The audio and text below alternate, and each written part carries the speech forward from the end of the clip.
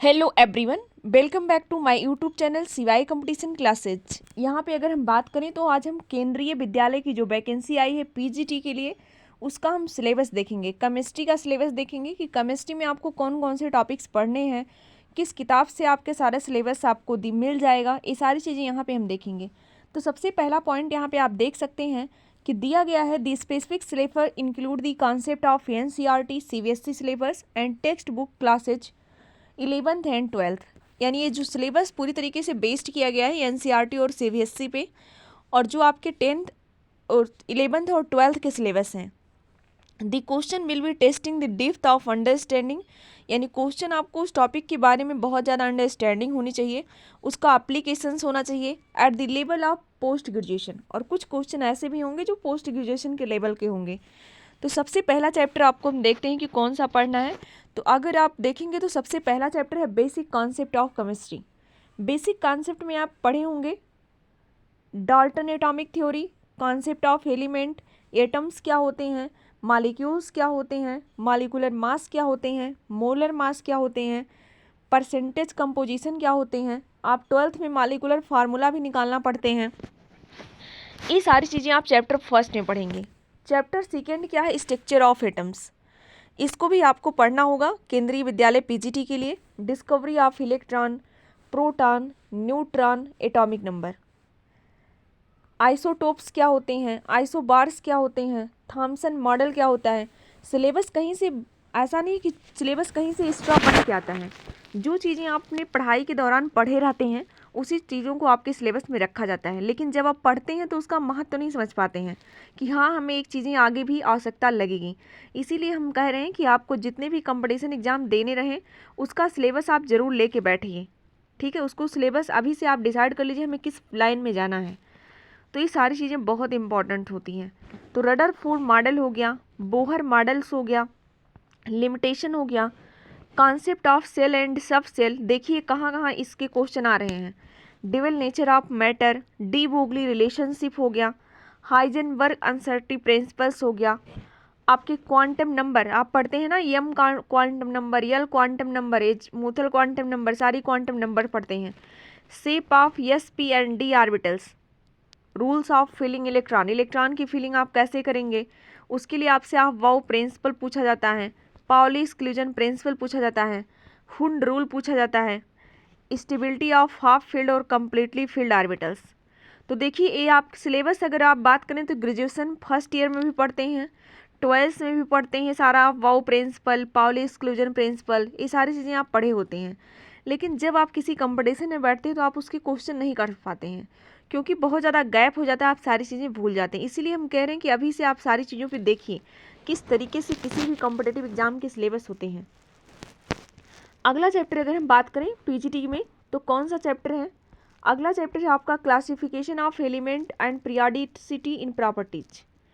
जो आपके periodic table हैं उसमें किसी भी एलिमेंट का क्लासिफिकेशन कैसे किया गया है, किस तरीके से उसका क्लासिफिकेशन किया गया है। एटॉमिक रेडियाई क्या होती हैं, आयनिक रेडियाई क्या होती है, आयोनाइजेशन एनर्जी। देखिए आयोनाइजेशन एनर्जी भी आप पढ़ते हैं फर्स्ट सेमेस्टर में ही। इलेक्ट्रॉन गेन एंथैल्पी, इलेक्ट्रॉन गिफ्टी, बैलेंसी क्या होती है, नॉमेनक्लेचर ऑफ किसी एलिमेंट्स का कैसे करते हैं अगर उनका एटॉमिक नंबर ग्रेटर देन 7 है। नेक्स्ट चैप्टर है आपका chemical bonding.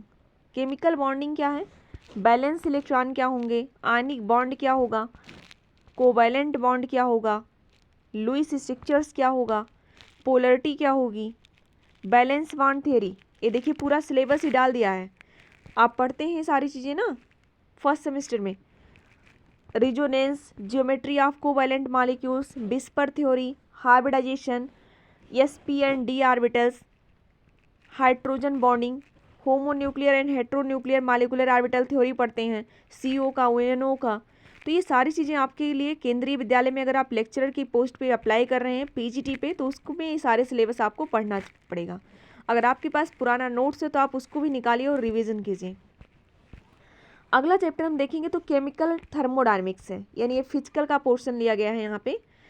System of thermodynamics में आप सराउंडिंग पढ़ते हैं, फर्स्ट लॉ ऑफ थर्मोडायनेमिक पढ़ते हैं, डेल्टा यू पढ़ते हैं, डेल्टा एच पढ़ते हैं, गिब्स फ्री एनर्जी पढ़ते हैं, हीट समेशन, फेज ट्रांजिशन पढ़ते हैं। ये सारी चीज़ें आप थर्मोडायनेमिक्स में पढ़ते हैं।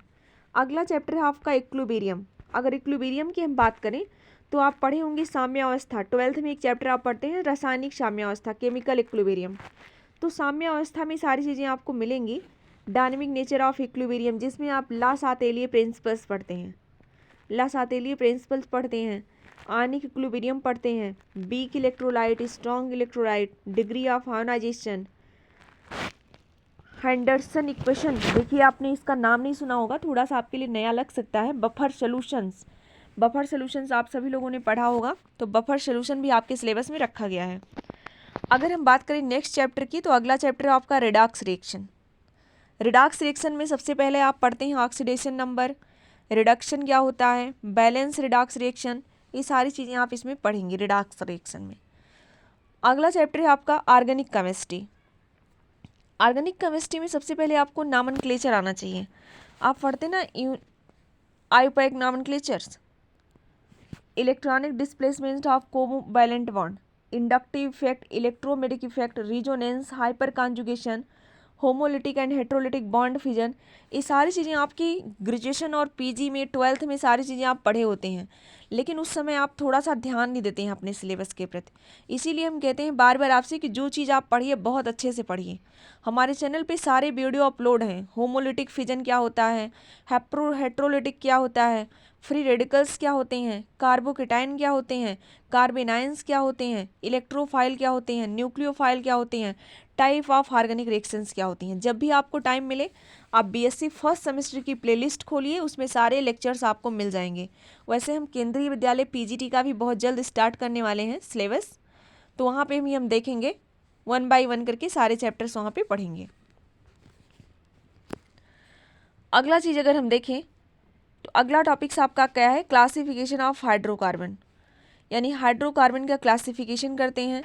एलिफैटिक हाइड्रोकार्बन्स क्या होते हैं, एल्कीन्स क्या होते हैं, एल्कीन्स में आप क्या पढ़ते हैं, नॉमेनक्लेचर पढ़ते हैं, आइसोमेरिज्म पढ़ते हैं, कन्फर्मेशंस पढ़ते हैं, जैसे आप न्यूमन पढ़ते हैं, साहर्स पढ़ते हैं, स्टैगर्ड कन्फर्मेशंस पढ़ते हैं ना, तो वो सारी कन्फर्मेशन आप यहाँ पे देखेंगे। फिजिकल प्रॉपर्टीज, केमिकल प्रॉपर्टीज, ये सब आपके एग्जाम्स के लिए काफ़ी इंपॉर्टेंट्स है। Geometrical isomerism, physical property, Markovnikov rules क्या होता है, पेरोक्साइड इफेक्ट क्या होता है, ओजोनोलिसिस क्या होता है।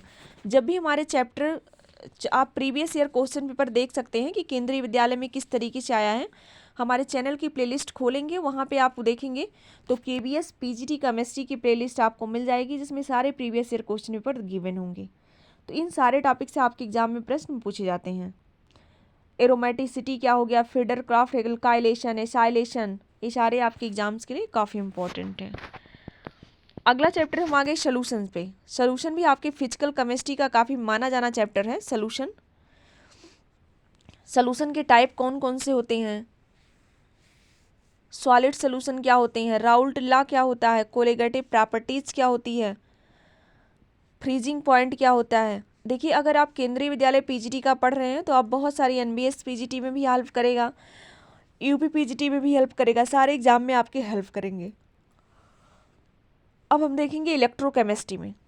इलेक्ट्रोकेमिस्ट्री में नरस्ट इक्वेशन पढ़ लीजिए, जरूर पढ़िए Nernst equation. EMF of a cell देखेंगे, कोहेरेंस लॉ देखेंगे, गैल्वेनिक शेल देखेंगे, ये सारी चीज़ें आपके इलेक्ट्रोकेमिस्ट्री में काफ़ी इंपॉर्टेंट है। अगला चैप्टर हम देखेंगे केमिकल काइनेटिक्स। काइनेटिक्स आप बीएससी सेकेंड सेमेस्टर में भी पढ़ते हैं, थर्ड सेमेस्टर में पढ़ते हैं काइनेटिक्स, जहाँ पे आप देखते हैं order and molecularity of reactions, काफ़ी इंपॉर्टेंट्स हैं। Rate and specific rate constant, integrated rate equation and half life, zero and first order reaction, concept of collagen theory, collagen theory का क्या क्या कॉन्सेप्ट है, एक्टिवेशन एनर्जी क्या होती है, Arrhenius equation क्या होता है। अगर आपको कुछ नहीं याद होगा, किसी ज़रूरी नहीं आप केंद्रीय विद्यालय पीजीटी में किसी भी कंपटीशन में देखेंगे तो आपको सिलेबस ऑलमोस्ट वही मिलते हैं जो कि आप पढ़े होते हैं, लेकिन बस आपको उसी में थोड़ा सा क्या करना होता है, इम्प्रूवमेंट करना होता है।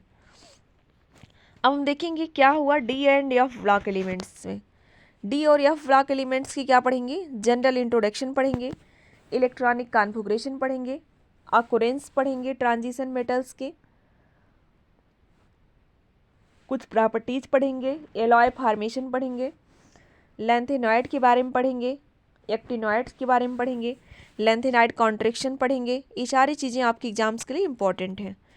अगला चैप्टर हमारा आ गया कोऑर्डिनेशन कंपाउंड। अगर हम कोऑर्डिनेशन कंपाउंड की बात करें तो आप कह सकते हैं केमिस्ट्री का राजा है कोऑर्डिनेशन। कोऑर्डिनेशन की बात करें तो बड़ी वेरी इंपॉर्टेंट है। आपके जितने एग्ज़ाम्स होंगे, टीजीटी, केंद्रीय विद्यालय PGT, UP PGT, Navodaya Vidyalaya PGT, coordination chemistry सब में रखा हुआ है। ऐसा कोई एग्ज़ाम आपको केमिस्ट्री का नहीं मिलेगा जिसमें कोऑर्डिनेशन को रखा ना गया हो। सारे एग्जाम्स में आपके कोऑर्डिनेशन को रखा गया है। भर भर के क्वेश्चन इससे पूछे भी जाते हैं, चाहे उसमें आइसोमेरिज्म हो, लिगेंड हो, कोऑर्डिनेशन नंबर हो, मैग्नेटिक प्रॉपर्टीज हो, बैलेंस बॉन्ड थ्योरी हो, CFT हो। ये सब आपके एग्जाम्स के लिए बहुत बहुत इंपॉर्टेंट है। अगला चैप्टर हम देखें haloalkanes and haloarenes. ये सब आपको BSc फाइनल ईयर में अब पढ़ने को मिलेगा। लास्ट सेमेस्टर में आपके पास पुरानी अगर जो भी नोट्स होंगे बहुत ही हेल्पफुल करेंगे। DDT का फुल फॉर्म सब लोग कमेंट बॉक्स में ज़रूर लिखेंगे। What is full form DDT। अब यहाँ पे अगला देख रहे हैं हाइलो एरेन्स क्या होते हैं, इनकी रिएक्शंस कैसे होती हैं, इन सारी चीज़ों के बारे में इस चैप्टर में आप पढ़ेंगे। अगला चैप्टर है आपका एल्कोहल, फिनाल एंड ईथर। ये भी बहुत इंपॉर्टेंट क्वेश्चन है, ये भी बहुत वेरी वेरी इंपॉर्टेंट चैप्टर्स है, काफ़ी इंपॉर्टेंट चैप्टर है भी, एल्कोहल, फिनाल एंड ईथर। अगला चैप्टर हम देखेंगे aldehyde, ketone and carboxylic acid. यानी एल्डिहाइड क्या होते हैं, कीटोन्स क्या होते हैं, कार्बोक्सिलिक एसिड, उनके preparation, chemical properties. Next chapter है आपका एमीन्स। एमीन्स में आप पढ़ते हैं primary amine, secondary amine, tertiary amine, diazonium salts क्या होते हैं, इसके बारे में आप पढ़ते हैं। प्रिपरेशन करते हैं केमिकल एंड रिएक्शंस और उसकी सिंथेटिक ऑर्गेनिक केमिस्ट्री के बारे में। नेक्स्ट चैप्टर अगर हम देखें, अगला चैप्टर हमारा होता है बायोमॉलिक्यूल्स का। अगर हम बात करें बायोमॉलिक्यूल्स का तो अगर आपके यहाँ BSc सेकेंड सेमेस्टर का सिलेबस देखेंगे तो BSc सेकेंड सेमेस्टर में पूरी तरीके से बायोमॉलिक्यूल्स ही हैं। क्लासिफिकेशन एल्डोज एंड कीटोज का, मोनोसैकेराइड, ग्लूकोज एंड फ्रक्टोज का, DL configuration, oligosaccharide, sucrose, lactose, maltose, polysaccharide, starch, cellulose, glycogen, क्या क्या इंपॉर्टेंट है, उसकी क्लासिफिकेशन कैसे करेंगे between proteins, DNA, RNA। This is the most important for your competition. तो इस तरीके से आपने देखा कितने चैप्टर आपको पढ़ने हैं। आप इसका एक बार PDF हम बना के आपको डिस्क्रिप्शन बॉक्स में ऐड कर देंगे। आप उसी PDF का क्या करिएगा, एक प्रिंट आउट ले लीजिएगा, ठीक है, और उसी PDF का प्रिंट आउट लीजिए और हमारे साथ तैयारी करने के लिए हमारे YouTube चैनल से ज़रूर ज्वाइन कीजिए। अब हम मिलेंगे आपसे नेक्स्ट वीडियो में। Thanks for watching all of you to join us our session. Thank you.